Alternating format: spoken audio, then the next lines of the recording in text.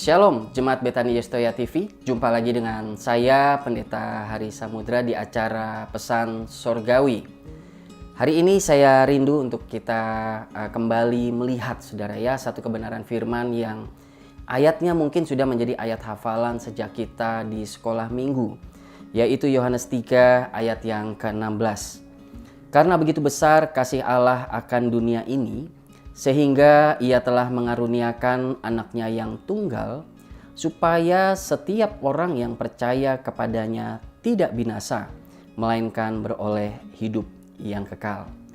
Nah saudara, saya yakin ibaratnya ini adalah ayat emas dari seluruh orang Kristen di seluruh muka bumi saudara ya.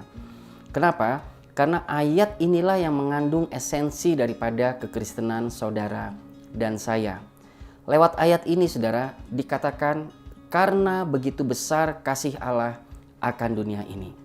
Saudara bayangkan ketika kita dicintai, dikasihi oleh seseorang satu pihak yang dikatakan begitu besar sampai udah gak bisa digambarkan. Apa respon saudara? Tentu kita akan sangat bersuka cita. Nah hari ini kasih yang begitu besar itu datang bukan dari manusia, melainkan dari Allah, pencipta langit dan bumi. Allah yang dikatakan dia yang menciptakan saudara dan saya. Tapi dia bukan menciptakan kita hanya sebagai ciptaan, tapi dia juga memberikan cintanya yang Alkitab nggak bisa gambarkan. Sampai hanya bisa berkata begitu besar. Jadi saudara, setelah kita membaca kembali firman ini ya, entah untuk keberapa kalinya, mungkin saudara sudah ada yang membaca ayat ini lebih dari 2-3 kali. Ada yang sampai belasan puluhan kali mungkin ayat ini dibacakan. Biarlah hari ini kita ingat kembali saudara bahwa apa? Ketika kita bertanya, Tuhan apakah benar engkau mengasihiku? Ayat ini boleh menjadi bagian saudara dan saya ya. Karena begitu besar kasih Allah akan dunia ini ya. Saya suka mencontoh Bapak Gembala menggantikan kata dunia ini dengan nama kita. Coba saudara, misalnya saya ganti ini dengan nama saya Hari. Karena begitu besar kasih Allah akan dunia ini, seorang yang bernama Hari. Padahal Hari ini cuman orang yang suka jatuh bangun di dalam hidupnya. Padahal Hari ini juga orang yang beberapa kali gagal menyenangkan hati Tuhan.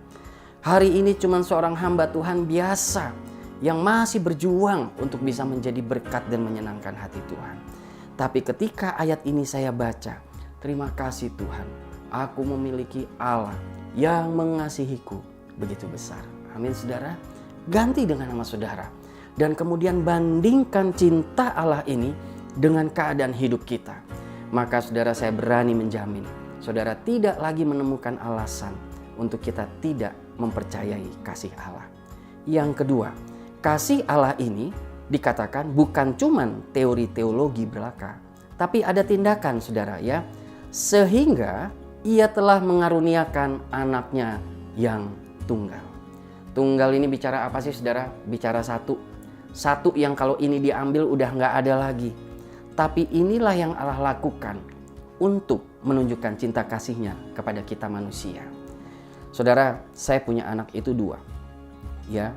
Tapi saudara, walaupun anak saya itu lebih dari 1 ya, atau bahkan mungkin ada orang yang berkata anak saya ini nakal, nggak bisa diem, ibaratnya menyusahkan ya. Tapi saudara, saya jamin di hadapan saudara, kalau kami nyebrang jalan ya, saya akan lebih mengamankan anak saya daripada barang bawaan saya seberharga apapun. Kenapa saudara? Karena saya sangat mencintainya. Dan ketika ada orang yang datang kepada saya berkata untuk menukar, Pak, anak Bapak buat saya ya. Misalnya saya ada 2, yang paling kecil yang nakal itu aja Pak, misalnya tuh saudara. Yang nggak bisa diem itu Pak, misalnya begitu saudara ya. Saya tuker dengan bermiliar-bermiliar gitu saudara. Nah, tetap jawaban saya apa saudara? Tidak.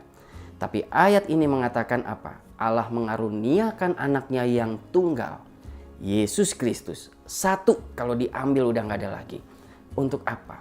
Menunjukkan cintanya Tuhan kepada saudara dan saya.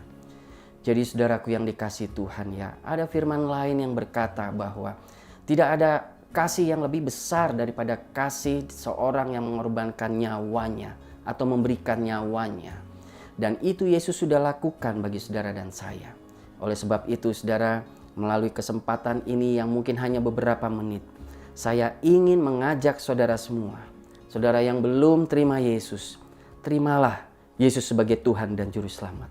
Sedangkan kita yang sudah ada di dalam Tuhan, ada di dalam keselamatan, saudara, sekali Yesus tetap Yesus. Apapun yang terjadi, jangan jual iman percaya kita.